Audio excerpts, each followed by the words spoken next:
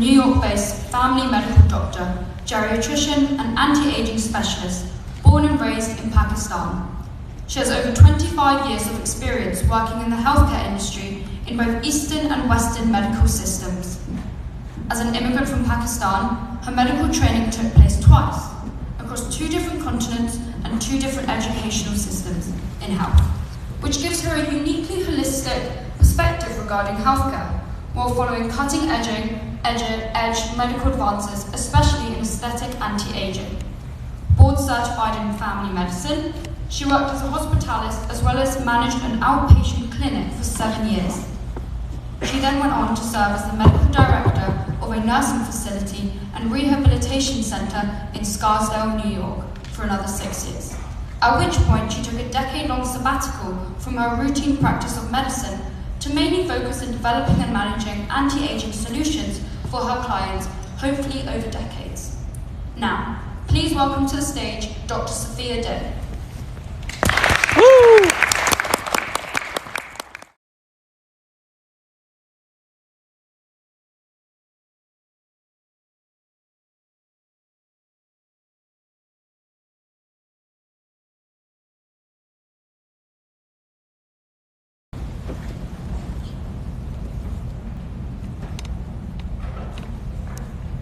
Fun fact about me is that I was born more than once. The first 2 times were noteworthy, yet eventful only for myself. The first one was from my mom, and the second one was when I flew to New York for the first ever time. But the rebirth that I want to talk to you about was a secret anti-aging treatment, which for some reason I kept hidden from everyone around me. It was back in 2010. I was approaching my 40s. My life had been a roller coaster ride of ups and downs for 2 decades, like anyone else. But for me, that time was super intense. My 20s were a marathon of medical school exams while dealing with one arranged marriage after another in trying to start a family. By the way, when you live and grow up in Pakistan, you don't date. You marry someone chosen for you. I passed my medical school exams, but the marriages were a speed dating nightmare. On top of this, to my dismay, I also developed a skin condition called psoriasis. Now, psoriasis is not fatal. It just exhibits annoyingly chronic skin erosions, which are mostly stress-related, and they can pop up anywhere, anytime, totally unannounced. In other words, it doesn't kill you, but it can kill your love life. Now, in my mid-20s, I also immigrated from Pakistan to America to start yet a new life with another arranged marriage, but this time to a guy with a perfect resume. I quickly had a daughter, and thankfully motherhood cured me of many of my ailments, including my psoriasis, and motivated me to pursue my dream of becoming a doctor again, this time in the country of my dreams, United States of America. This was a place that held more freedoms for me than my motherland of birth. A place which promised a safer space for growth for my daughter. And I dove headfirst to gain rite of passage into the medical system in the United States. A decade later, as I was in the midst of terminating my last arranged marriage, and despite being a successful doctor in New York, as I looked at my face, I could see the march of 2 stressful decades in the form of cracks that etched across my skin. And they wouldn't disappear even after beachside vacations, a lot of sleep, and the topical skincare routines of my favorite stars. It was then that a friend mentioned Botox, which was like all great discoveries accidentally developed discovered by two ophthalmologists working on a totally different project. It was a novel way to reverse your skin age. Now remember, at that time I was a practicing doctor in New York and I was assisting a local plastic surgeon. So one day I asked this plastic surgeon in New York, who's also a lady from Pakistan, and she's a hijab-wearing, conservative, very well-respected plastic surgeon, for my first ever Botox treatment. Maybe it was love at first shot, or was it my first shot at loving myself?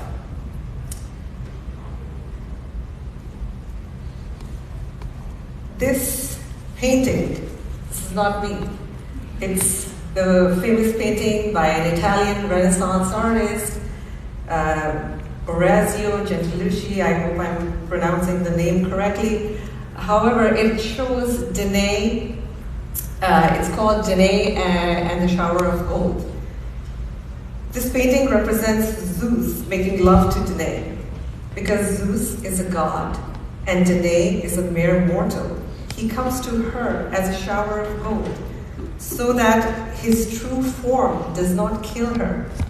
From this meeting of an immortal god and a mortal human, Perseus is born. He goes on to accomplish many great deeds, including killing Medusa, who was so ugly that her mere appearance turned men into stone. So I relate to the story it represents after getting my own anti-aging treatment. Whatever it was it love at first shot or whatever it was, maybe it was the first time I felt love for myself. It was the first day that I felt time had stopped for my skin, even though the bustle of the world continued on. Within a week, I discovered the modern medical magic of reversing my skin age by a decade. I compared my new pictures to older versions of me, and not only did I look better, but I knew I felt better as I re-experienced an upgraded version of me at 40, still looking like I was not even 30. Botox not only erased my frown lines and crow's feet, but also lifted my negative emotions that I carried in my heart over wasting more than a decade of my life living with people I didn't love or doing things that I didn't care for. A small amount of anti-aging medication had given me power over my aging and reversed the damage of a stressful decade or two. I know what you're thinking about Botox. And believe me, I had the same exact problems. Not only these treatments were super expensive when done by the right people, but also they didn't last long. And even though they're FDA approved, they're not covered by your insurance because they're considered cosmetic. And I had good insurance. I was a doctor. This was the start of my journey with baby steps into learning anti-aging techniques in the magical world of aesthetic medicine. Today, I invite you to open yourself up to the value of vanity and its various applications for the future of your well-being. I want to inform you that it's a mistake to be vain about not being vain. As a retired geriatrician who has worked in the field of anti-aging for over a decade now, I know that our beauty span is closely related and relevant to our health span. Now these might be unfamiliar terms for you, but remember they're important and they can improve the quality of your overall life. Here is my first boring looking graph, which actually shows you that there is this research that they did from over 70 countries that shows that the happiest decade of human life is when people are in their 80s, if they're still healthy. Like other organs that fail with aging, skin, the largest organ that we have, also fails.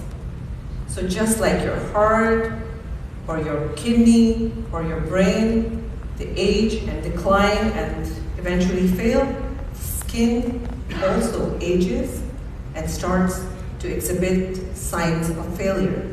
Now when the skin fails, it falls. And as it falls, it also drags your psyche down with it. Skin failure will make you lose the architecture and elasticity of your face and body. Humans have internalized the memory of negative stereotypes related to aging through genes, culture, social media. So when the face staring back at you in the mirror appears old, your physical health will suffer.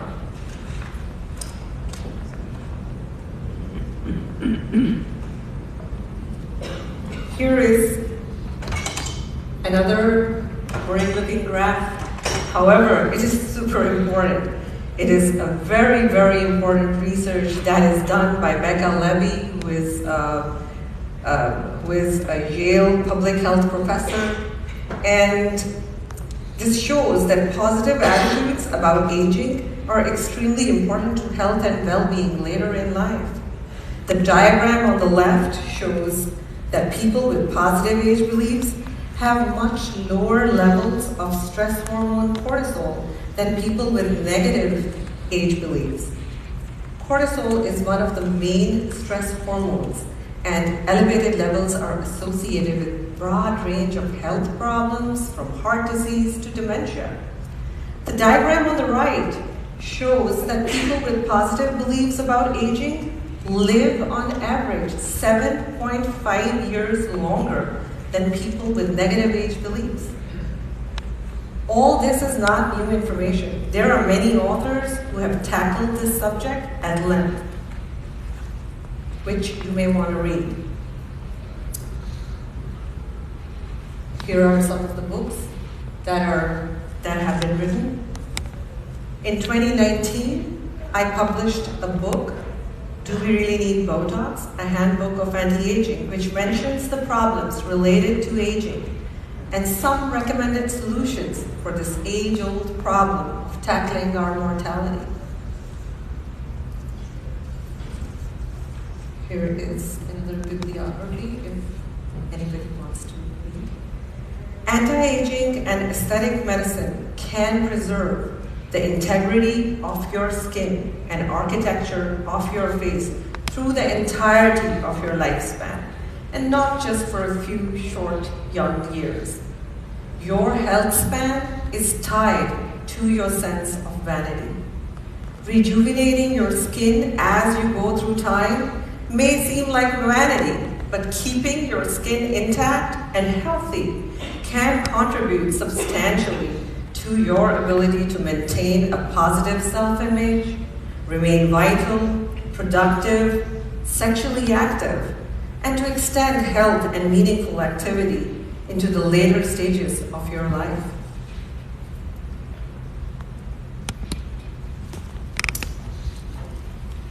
I learned all this because a decade ago, I also retired as a geriatrician to solely work in the field of anti-aging medicine. At that point, I was a medical director of a nursing facility with a short-term rehab capacity. I followed patients through not just their acute breakdowns in the hospital, which landed them in the hospital. I prided myself in understanding the nature of aging, alongside the various 21st century medications and procedures available to prolong their life. But nothing helped the people in assisted care or nursing homes return to full health, happiness, or flourishing. Instead, the people who can still think clearly referred to nursing facility as the waiting rooms of hell, and their occasional life-saving visits to the hospital as visits to hell with no way out other than dying sooner or later from one thing or another. I remember reminding them that the roads to hell are paved with angels who swear an oath to assist you, in not only keeping you out of there, but also easing your path back into life and health.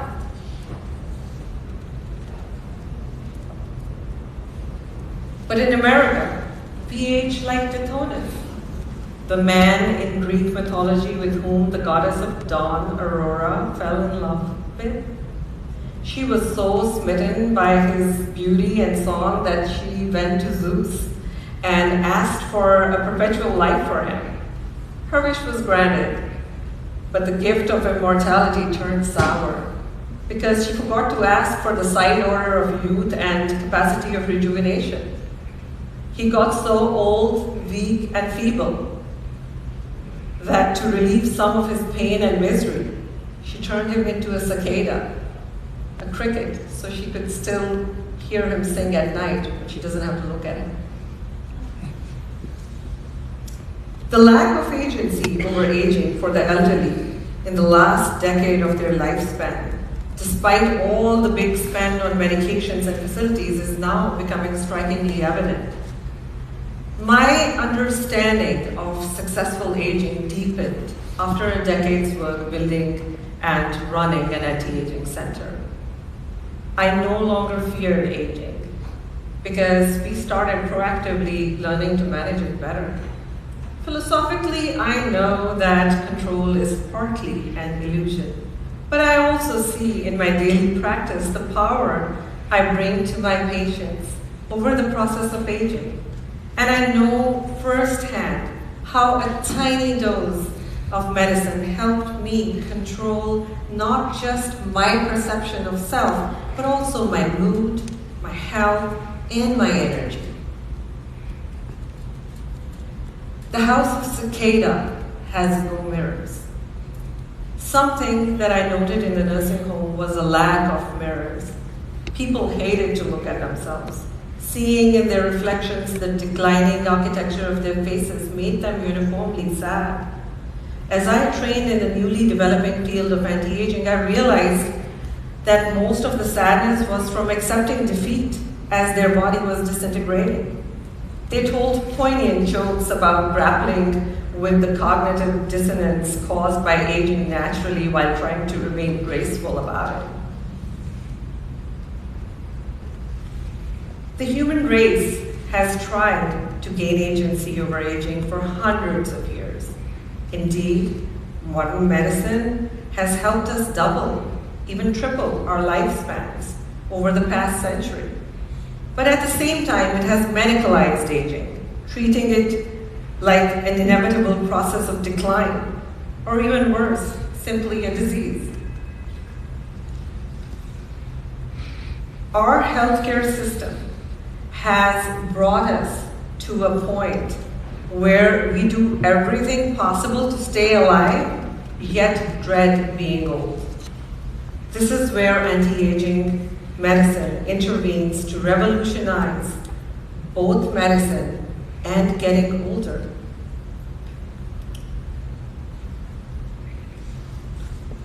Here is another very important research by Becca Levy. On the left, you see people who have positive age beliefs activated increase in their physical activity remarkably over an 8-week period. On the right is one of Levy's most important and amazing findings, which says people with positive age beliefs have a much smaller incidence of Alzheimer's, even among people with a genetic predisposition for the disease. Dear kids, anti-aging is the health and wellness of your future. Vanity is a skill which you can learn to develop. Now, your mom and dad may have told you to ignore and definitely not focus upon it, unless you're a girl of a certain age. But guess what? They were wrong. I wish for you to redefine the value a judicious amount of vanity may hold for you. Today is yet another day to remind yourself to connect with the beauty and miracle of your existence. And you surely know that you have connected with all the possible versions of your true self through time when it fails to give you anything but joy of being alive daily, being energetic daily, being healthy, and seeking to say no thank you to aging daily. History is not just a tale of chaos, repeating our ancestral mistakes over and over, but also a story of humans adapting to change. In the realm of human health and lifespan, we have to shift the paradigm to maintain proactive agency over the perception of the beauty of your existence, for not just the few years that you're young and vibrant, but instead for the entirety of your lifespan. And for that reason, vanity is not a dirty word. Be well and beauty. Thank you.